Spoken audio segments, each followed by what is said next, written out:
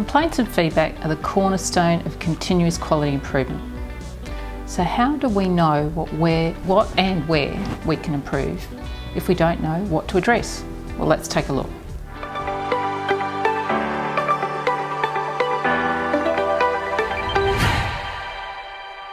Hi, I'm Donna from Culturally Directed Care Solutions, where we give you the knowledge and tools to help you provide quality care with confidence. If you're new here, consider subscribing so you can keep up to date with the latest in aged care reforms and practices. The consumer outcome for this standard states, I feel safe and am encouraged and supported to give feedback and make complaints. Additionally, it also states, I'm engaged in processes to address my feedback and complaints, and appropriate action is taken. We don't want the clients of our services to have to wait until things get totally out of hand. We really want to hear from them before that so we can address the issue in a constructive manner rather than being reactionary.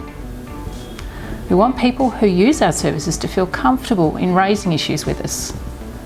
That includes when they're not happy about something, as well as letting us know when things go well or what they like about our staff and the services we provide.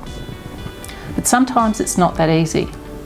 Even when you suspect things are not as good as they could be and have encouraged clients to give feedback, people don't always give you an honest answer.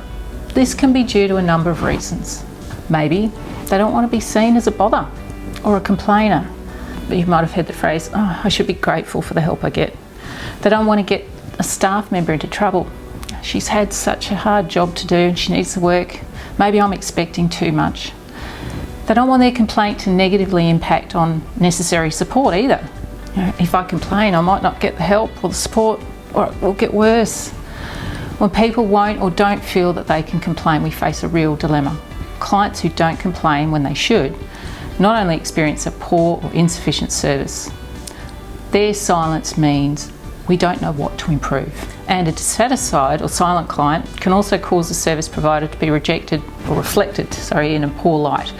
These may be the clients who change service providers without letting you know, and they're the ones talking to their friends and family about the bad experience. So how do we get people to feel comfortable about telling us when they're not happy about things? It comes down to awareness and education for everyone involved. We need to make sure that our clients and their carers and family understand that they're part of the process in making our aged care services better.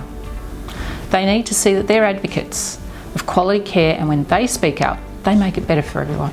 So how do we educate clients and consumers about their right to complain or to provide feedback? Have you thought about running feedback and complaint sessions as part of an activities day? How about a relaxed morning tea or a barbecue setting where you can also promote a discussion between clients, their family, and you and your team? This may also be a good time to introduce the aged care advocacy service in your area. And the advocate may even be able to attend and respond to questions from clients and their carers directly. You have the opportunity to help people understand what, when, and how feedback and complaints can be made. So what kind of information is in your client resources? Do you explain to people their rights, including the right to complain about something that they're not happy about or that they feel could be done better? Is this information provided to them in a way that they can understand? Do you use your client handbook as a place to start the conversation about complaints and feedback when you're accepting a new person into your service? Rather than just handing over the handbook or the information pack and expecting people to read it at their leisure, take the opportunity to run through key sections or documents, including the complaints section. Highlight the advocacy services and other key phone contacts. It's helpful to reinforce that their feedback at any time is integral in supporting them and making things better. So how do you support people from different cultural or language groups to understand their right to provide feedback? Do you ensure that people know they can contact the interpreter service or other communication support? And what about people who are all alone? Sometimes people who are socially isolated or living apart from regular family can feel less empowered to speak up.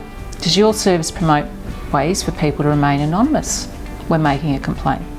Of course, to do this, you have to have processes in place to help people make an anonymous complaint, or a suggestion for an improvement like feedback boxes in common areas, iPad surveys. Some providers I know give out feedback forms with a client handbook, when someone starts with their service. And then on a regular basis, they get their staff to hand out feedback forms just to make sure that people have that option. Of course, staff need to know and be trained in how to accept and encourage feedback from clients and consumers as well. Some staff members don't like passing on bad news or complaints to management. Perhaps they're thinking that it might reflect badly on them. But staff also need to understand the concept of continuous quality improvement, and that a complaint is not the end of the world, but the start of making something better. And they need to understand what a complaint is. For example, a simple complaint. It's an inconvenience, an annoyance, something that's happened. Someone's been overlooked when picking up clients to go on an outing. A regular complaint is something that's been happening frequently and or has a greater impact on the client. Like meals are consistently not being suitable for the client's condition. They might have renal disease or diabetes and it's not right. And what constitutes an urgent complaint? These are the serious complaints that relate to allegations of theft, physical or emotional harm, sexual abuse or other crimes, or any situation that causes significant distress or harm to the client. Any allegations must be reported to the authorities and the department must be advised as soon as management becomes aware of any allegation like this. And don't forget, when a change in a process occurs as a result of any complaint or issue, all relevant staff need to be notified and you need to document that outcome in the Quality Improvement Register. It's so important having systems and processes in place that support the feedback loop and quality improvement. When things go wrong, we need to be responsive and there needs to be open disclosure. So what's open disclosure? Well, if things go wrong, the person, their family, their carers should be provided with information about what happened in a timely, open and honest manner. We need to recognise the problem if there is one and not try to brush it under the carpet. When we address issues head on, we're less likely to have problems of the past to come back and haunt us.